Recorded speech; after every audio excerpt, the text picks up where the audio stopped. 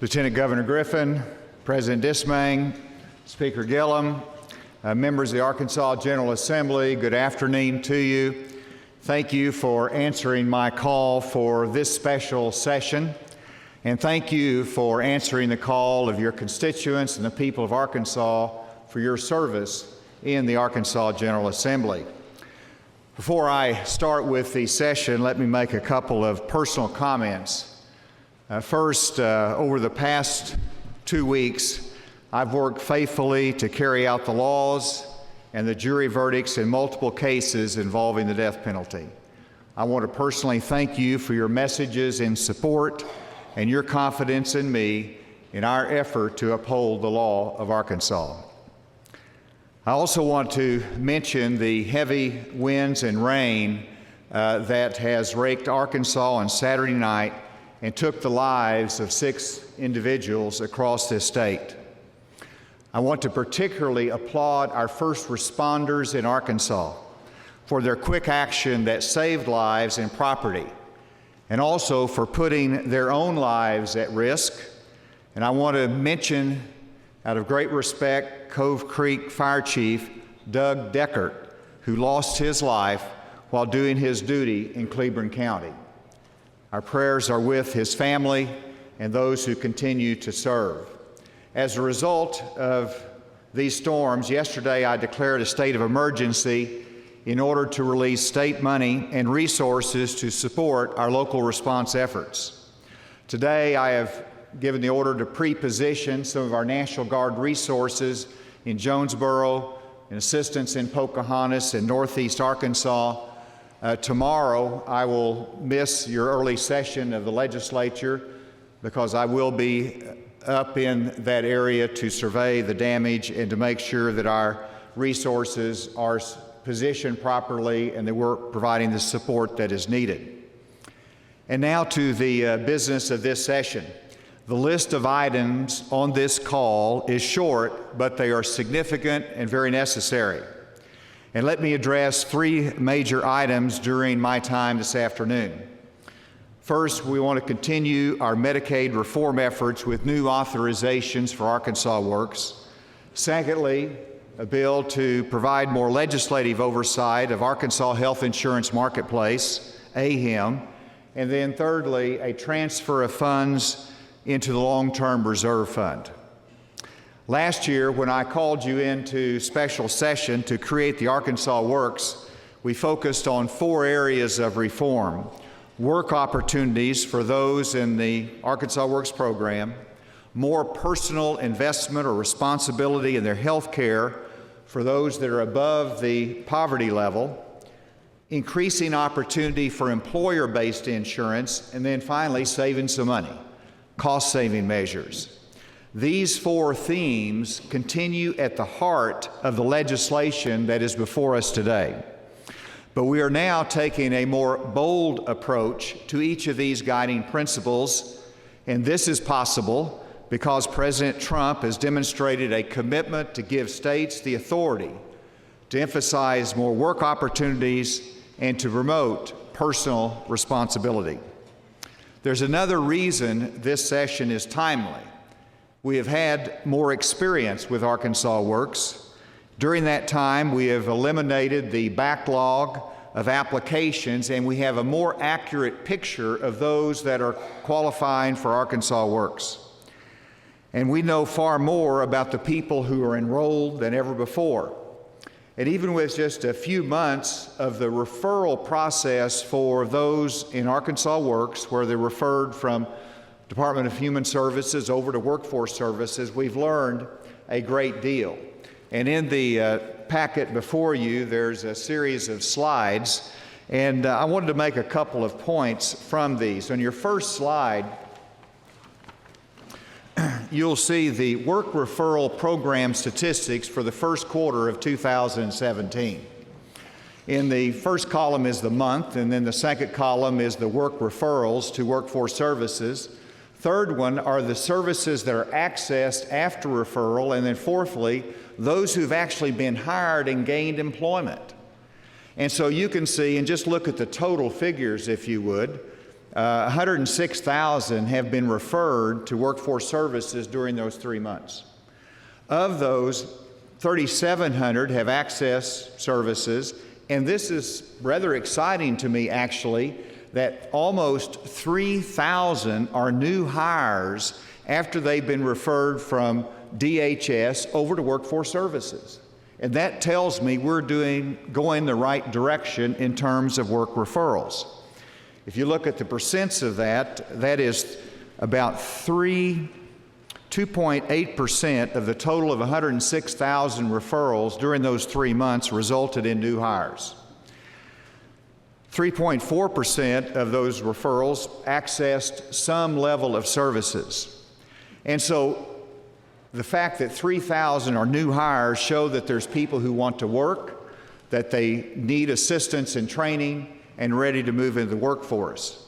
But it also shows that we need to implement a mandatory program because 97% are not accessing those services. 97% of those that should be going to workforce services are not doing that. And so the change I propose and the waiver we request is the new requirement that people who are healthy, younger than 50 years of age, and they don't have dependent children, then a requirement should be placed on them that they either need to be holding a job, be in worker training, finish their education, complete community service, or seek treatment to addictions, to alcohol or drugs. These are good things that all of these services that we can provide that should be accessed. I understand that some have concerns about moving this voluntary work training policy into a mandatory policy. The concept of requirements for participation in public assistance programs is not new or novel. Under federal law, one of the core purposes of Medicaid is to help individuals achieve or attain independence. And so the expectation of work is part of the social compact between those who receive services and the taxpayers who pay for them. We are not punishing people by requiring them to find a job or access services or finish their education or to seek treatment for an addiction. To the contrary, success in any and all of these areas will open the door to new opportunities. I believe that the path out of poverty is through the halls of schools and the walls of the workplace. And the good news is that Arkansans want to work, and worker training and work assistance provides a pathway to that. True Medicaid reform is certainly about improved access to health care, but we don't want the entitlement to become an entanglement. That is why we must provide the opportunity for work. The second part of our waiver request to CMS is that beginning January of next year, we will limit eligibility for Arkansas Works to adults whose income is at or below the poverty level. This is a fundamental change to entitlement policy. To make Medicaid available only to adults in poverty is common sense and consistent with the original design of Medicaid. If you look at Arkansas Works, there's approximately 320,000 individuals on Arkansas Works. With this income limitation, we will be moving about 60,000 from the Medicaid portion to the support on the marketplace. And so it doesn't mean those 60,000 that are moving off of Arkansas Works has no health care. It simply means that they move to the marketplace with the same level of financial support that they have now. The difference is that this saves money for the state. It saves $66 million over 4 years. And it saves money for the federal government, because I know that some of you are concerned, well, this is just a cost shift. Well, they do absorb it in a different way because it's going to be covered by the marketplace for that insurance, less the 2% that the individual pay. But those that move off of Arkansas Works, some of those will be moving into employer-sponsored insurance, which is an objective of ours. And when that happens, then it will be saving the federal taxpayers, which is us, money as well. But it also helps preserve Arkansas Works coverage for those who need it the most. And let me emphasize once again that Arkansans whose income falls between the poverty level and 138% level will not lose access to coverage. So how will this transition work? Health insurance providers have a lot of incentive to make sure that those who might come off of Arkansas Works are seamlessly transitioned into the marketplace. They have a lot at stake in this, and so does my administration. So we'll both be working to make sure there is that transition. But ultimately, the carriers are marketing a product, and consumers must value that product and say, that's what we want. So as we pursue these reforms, we will also keep a close eye on the effects and the impact that it has throughout our healthcare system. We will carefully monitor and evaluate how these changes may affect premiums and uncompensated care, and we'll pay special attention to our rural hospitals and our healthcare providers. Let me assure you that I understand the importance of rural hospitals in our system of health care, but also the importance that they play in our rural communities and the lifeblood of those communities. And so we'll pay close attention to those, and you have my commitment to monitor that very closely. These fair and common sense approaches will ultimately help more Arkansans achieve economic independence and will allow our state to be more competitive and, I believe, prosperous. I ask your support in passing this legislation. Another matter of urgency for which I need your support is strengthening of our long-term reserve fund. And let me talk about that just for a minute. There's three reasons I believe that this is important: the state's financial strength and its resilience, improved credit rating, and economic development.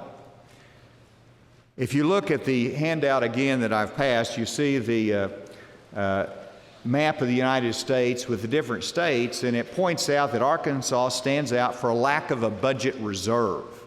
And they measure it by the median of all the states is that we could survive almost 18 days if we had a recession or a downturn in the economy and your revenues were at fault, and how long would your rainy day or your reserve funds last?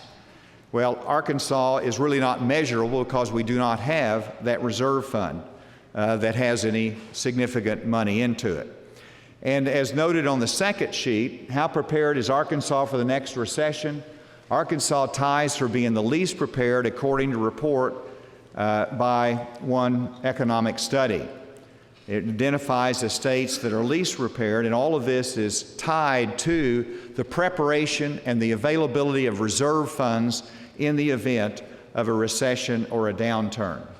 And then finally, that emphasizes the benefits from the long-term reserve fund, physical strength, whether you can weather future revenue volatility.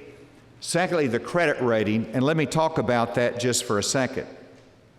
Our current bond rating is AA stable as measured by S&P Global.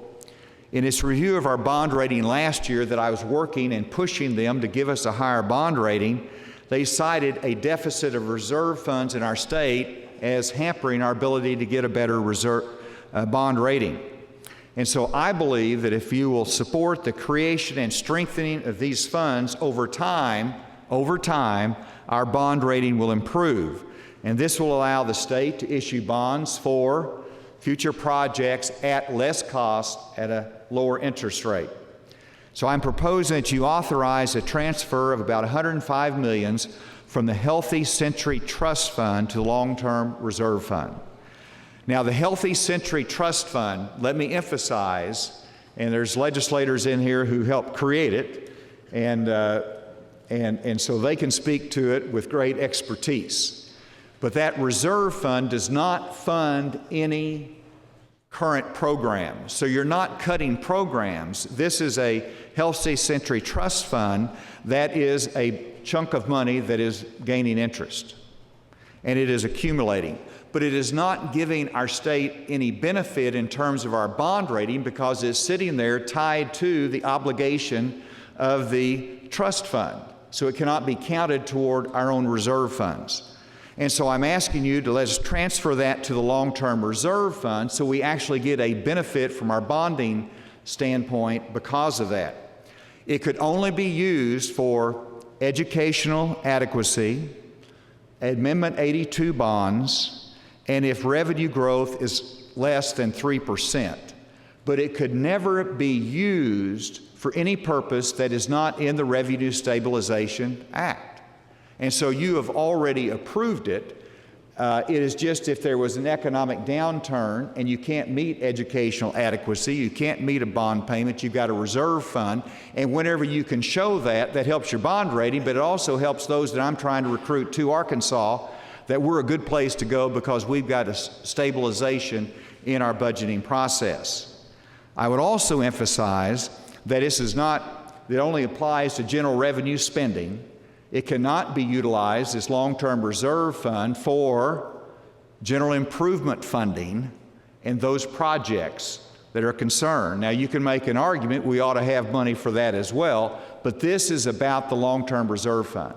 And I will confess, I was tempted to put some of that money into a rainy day fund, but the wisdom of others said, let's put it all into the reserve fund, and I am good with that because we can accomplish those purposes. It cannot be touched unless it meets the requirements of the RSA and of those unique opportunities if the revenue growth is not as anticipated, less than 3%. And secondly, it would have to be approved by Legislative Council. And so there's restrictions on it. It's a good purpose for it. It allows us to use our reserve for a good purpose that will benefit our state. And so I hope that you can support that legislation. Lastly, I'm asking you to pass legislation that requires the Legislative Council to oversee the Arkansas health insurance marketplace. The legislation would also prohibit the development of technology for a state-based exchange. As governor, I've already asked them to not develop a state-based exchange. This would put it into legislation. Secondly, right now it's mandated to have a small business exchange on it. It would give that an option as to whether we would have that or not. And so it increases our options, it increases the flexibility, it increases legislative oversight. So those are three brief items that I hope that you will look favorably upon. And since I'm asking you just to have a 3-day session, it is incumbent upon me to give a brief message today. And so I will conclude my remarks by thanking you for your support. And while the Capitol is a little bit quiet while you're gone, I don't want to keep you here any longer than necessary. My hope is that you get this done in 3 days, report home about a very successful session for the state of Arkansas. Members, I'm grateful for your friendship. I'm grateful for the work that you do for the state of Arkansas. Thank you.